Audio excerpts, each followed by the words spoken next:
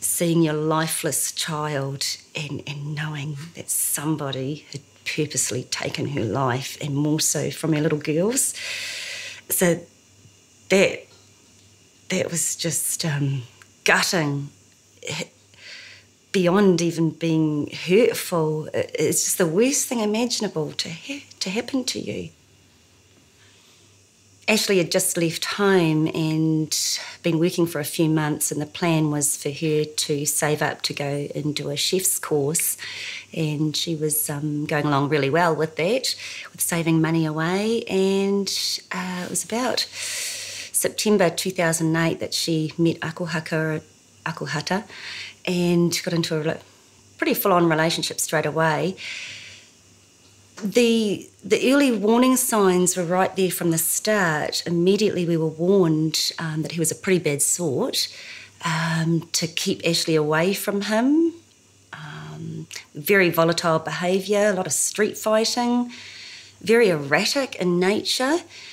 And I didn't meet him straight away, and that's probably another big warning sign, is that he purposely kept away from me as Ashley's mother. And I felt quite isolated as to knowing what was going on with Ashley. Ashley was a really lovely natured kid, very well mannered, very kind, very easygoing, and a lot of that nature started to change. She became quite agitated. She started to swear a lot, use quite filthy language. And what I did learn later on was that often he came around to her flat, and her flatmate especially didn't really like him. I think she sensed that he just wasn't a good sort either. One night she heard a commotion in Ashley's bedroom and went in to find Akuhata with his hand up on holding Ashley up by the throat with his hand. All sorts of crazy things started happening, but no one told me about it. And I didn't realise how much time Ashley was spending with this guy. It was only a matter of a couple of months, and I found out that Ashley hadn't been spending as much time at the flat, and that she'd actually been staying out at the beach with him. At some point, I did finally meet Akuhata, and I couldn't fault him. He just seemed like a nice young Māori guy, pleasant enough to talk to. Him and his family were very hospitable. I was aware of some volatile things happening and the controlling nature. And I think I was waiting for him to slip up so I could pounce and have a go at him and try and sort this out. And that never happened. He never gave me any room to be able to do that. He was just impeccably behaved in front of me. The morning after Ashley's baby was born, my mother, grandmother and I and my sons went to visit Ashley. It was about 11 o'clock in the morning, and I noticed her face heavily covered in makeup, which was quite unusual given that she'd just had a caesarean the night before. She was in a hospital gown. And then afterwards, when we came out of the room, my mother asked me if I noticed the black eye. So I was quite concerned and said, no, I didn't. But my mother had asked Ashley about the black eye, and Ashley said, she said, I just banged into a cupboard. You know how it is when you're pregnant.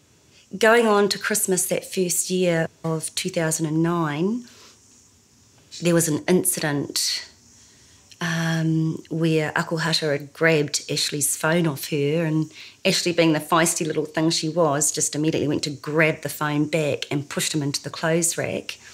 And he turned around and hit Ashley in the head. The police were called. He was locked up and sent to Ngāwha prison. He was locked up and released, but out on home detention at a whānau's address up north. And we knew he sent a lot of threatening text messages to Ashley. It was something like 159 text messages and 43 voicemail messages, threatening to kill her, rape her, cut her head off, kill her, just all sorts of things. And it wasn't until the day of the 26th of July that somehow he coerced her to come into town that day. We learnt later on that he was very possessive of her that night, and Ashley didn't seem very happy. There were video images of her not looking too happy about things. Again, Ashley being Ashley, she would have had enough. She just wanted to get home, so she started walking home, and he was with her, walking home with her, and they got as far as the Lower Tawera Bridge, and there were witnesses to say that they heard yelling and screaming, so, you know, of course we would have known that there would have been an altercation of some sort, and he pushed her over the bridge down into the water.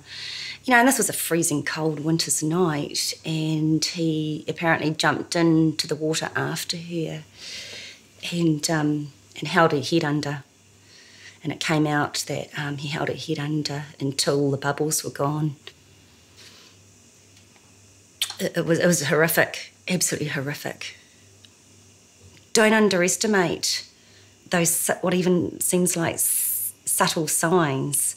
They're the beginning of something quite dangerous. And unless people stop ignoring this and learn how they can help, then we can make changes and fix this insidious problem.